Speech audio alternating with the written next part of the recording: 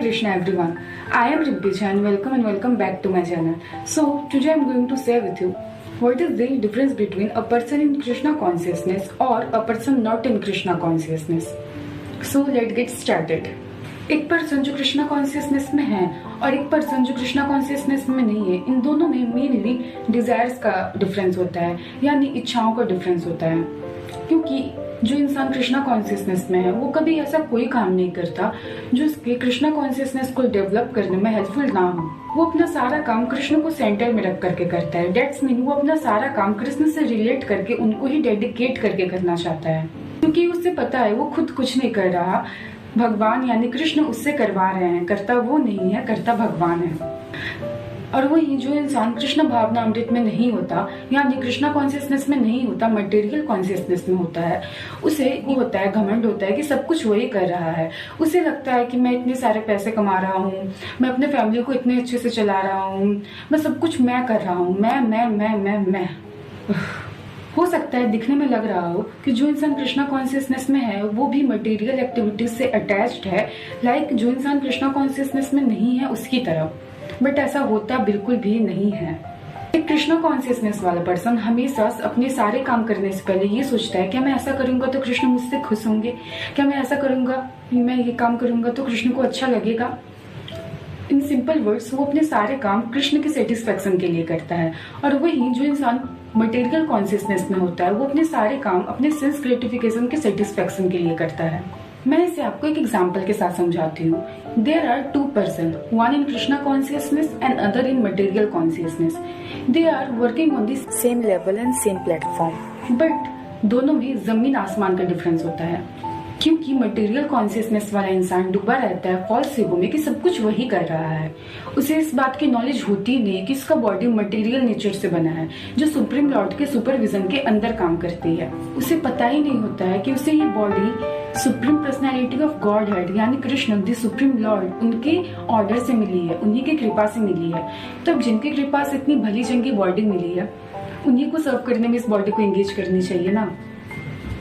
एक materialistic people को इस बात की खबर होती ही नहीं है कि वो अल्टीमेटली अंडर कंट्रोल है कृष्ण के, और वो फॉल्स ईगो में चूर रहता है कि सब कुछ वही कर रहा है, and that is the symptom of his नेसाइंस।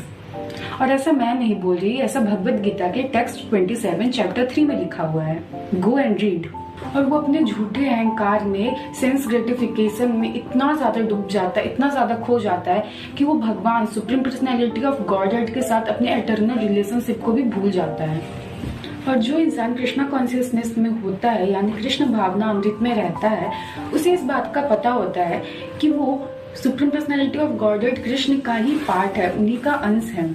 उसे पता होता है कि उसका जगह इस मटेरियल क्रिएशन यानी भौतिक जगत में नहीं है। उसे पता होता है कि उसे अपनी सारी activities supreme personality of God head के डिवोशनल सर्विस में करनी चाहिए, और इसी वजह से वो अपने आप को इंगेज करता है कृष्णा कॉन्शियसनेस एक्टिविटीज में, जिसके वजह से वो अपने आप ही अनअटैच्ड हो जाता है मटेरियल सेंसेस की एक्टिविटीज से।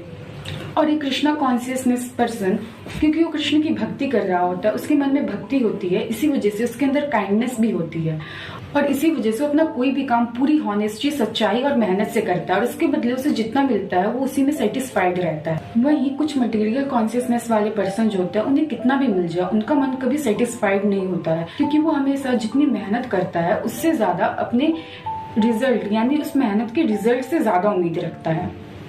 डिफरेंस तो बहुत सारी है, सारे बताने लगूंगी तो वीडियो बहुत लॉन्ग हो जाएगी, इसी वजह से मैंने आपके साथ कुछ डिफरेंस शेयर की है। उम्मीद है आपको ये वीडियो अच्छी लगी होगी और आप भी कोशिश कीजिए कृष्णा कॉन्शियसनेस में आने की। And thank you so much for watching my full video. I hope आप सभी को वीडियो पसंद आई होगी, और वीडियो पसंद आई तो वीडियो को लाइक कर दीजिएगा, कमेंट करिएगा। स्पिरिचुअल कॉन्टेंट्स के लिए मेरे चैनल को सब्सक्राइब करना बिल्कुल मत भूलिएगा। मिलते हैं मेरे नेक्स्ट वीडियो में, तब तक के लिए stay tuned and Radhe Radhe. And one thing, please read Shrimad Bhagavad Gita. और अगर आपके पास भगवत गीता नहीं है तो आप किसी भी नियर इस्कॉन टेम्पल से जाकर के ले सकते हो, या फिर आप ऑनलाइन भी परचेज कर सकते हो। मैं लिंक डिस्क्रिप्शन में दे दूंगी। और कभी भी भगवत गीता लीजिएगा तो Bhagavad Gita as it is ही लीजिएगा, इसी भक्ति वेदांता श्रील प्रभुपाद जी के द्वारा। आप जिस लैंग्वेज में कंफर्टेबल हैं आप उस लैंग्वेज में भगवत गीता को खरीद सकते हैं, परचेज कर सकते हैं। ये मेरा इंग्लिश एडिशन है और मेरे घर में हिंदी एडिशन भी है।